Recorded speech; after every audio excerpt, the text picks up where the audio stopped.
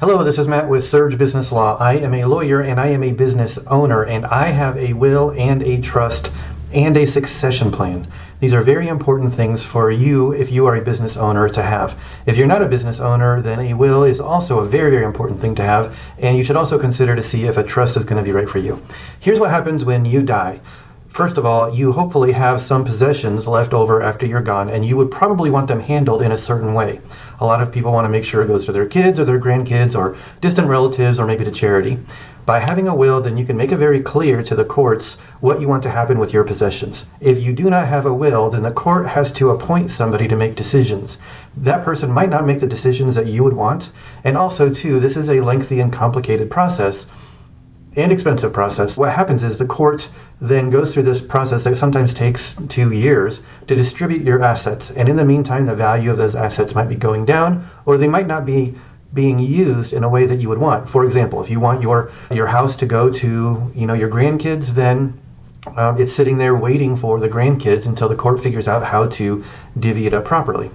A trust takes that to the next level. What happens with a trust is a person, yourself usually, is appointed as the manager that manages those assets in a way that you would want. Once you die, a document, this trust document, which contains very clear rules, kicks in, and it causes someone else that you appoint to immediately step into the role of this person managing the assets and starts using them in the way that you want. This is great in the situation of parents with kids. Maybe their kids are too young in order to properly handle those assets, and so a trusted relative or friend will step in and immediately, without any delay, take over control of your assets and start using them for the benefit of your kids. This is also a great way to make sure that some of the possessions that you have do not have to go through that legal process, which is called probate, which can help lower the cost of that legal process and then also make that process simpler. A succession plan is something else. A succession plan is not a will, it's not a trust, but those two things are commonly used as part of a succession plan. A succession plan is simply, it starts with a dialogue, a conversation with an attorney like me, where we talk through what you want to happen to your business when you no longer are able to run it. Even if you're still alive, maybe you're incapacitated, or maybe you are dead and now someone else needs to run your business.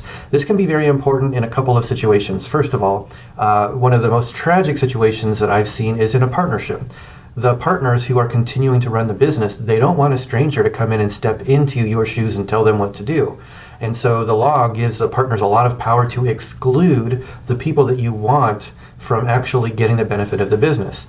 And it can even happen that the partners can choose to stop making payments to your estate or your family members, and so that they essentially get shut out of all of the value of the business.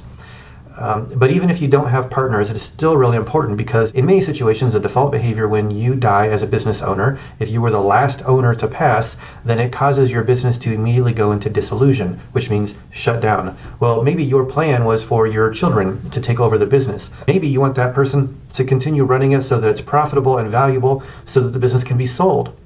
And then the money from the sale will go to your family. All of that is great, but it doesn't happen by default. And instead, what you need to do is create a plan. And that plan goes right into your corporate or LLC documents so that it is very clear. It keeps businesses out of court, it keeps them out of bankruptcy, and it helps ensure that the wishes of the owner or owners is taken care of the way that they would want.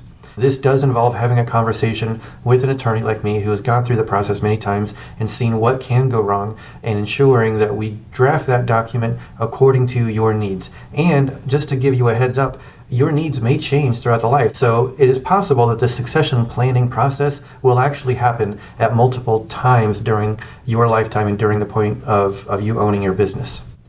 The way that we at Surge Business Law help business owners and families create estate plans is that, first of all, it starts with a questionnaire. The first part of the questionnaire gets sent to you for you to have a conversation with your family and loved ones at the kitchen table or whatever. Because a lot of the information that goes into an estate plan is not really a legal process. For example, it might be what are your usernames and passwords? What are the important websites? How do I get to the bank account? And then once you do some of this conversation, you meet with me or someone on my team, and at that point we talk you through some what-if scenarios. Once that happens, then we draft the documents, and it almost always includes a will. It almost always includes a power of attorney. It sometimes includes a trust, and then it sometimes includes changing your business documents so that it's very clear what you want to happen in those documents. If you have questions about creating an estate plan for you, your family, or your business, please schedule an appointment with me. This is Matthew Newsom, attorney with Surge Business Law. I could look forward to meeting you.